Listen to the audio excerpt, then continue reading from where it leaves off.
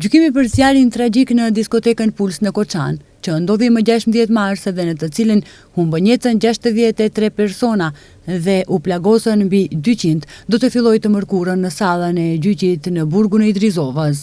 Prokurori publik i shtetit Lupço Koçevski njoftoi se prokuroria do të përfaqësohet nga një ekip prej rreth 15 prokurorësh me një plan të përcaktuar tashmë për koordinimin e tyre. Aktakuza e ngritur në qershor të këtij viti përfshin 34 individ dhe 3 persona juridik të akuzuar për krime të rënda kundër sigurisë publike. Midis tyre janë 3 ish kryetarë të komunës së Koçanit, 4 drejtorë të drejtorisë për mbrojtje dhe shpëtim, 5 në punës civil, 1 sekretar i përgjithshëm dhe 2 ish ministra të ekonomisë, 3 persona përgjegjës dhe pronarët e kompanisë, dekës së cilës ishte kabareja Puls, janë të akuzuarit e parë. Prokuroria Themelore Publike në Koçan po zhvillon gjithashtu një procedurë paraprake hetimore kundër zyrtarëve të zyrës së të ardhurave publike. Të akuzuar janë pronarët e diskotekës, antarët e familjeve të tyre, një arkitekt, ish kryetari i komunës, inspektor, roje sigurie dhe zyrtar shtetëror.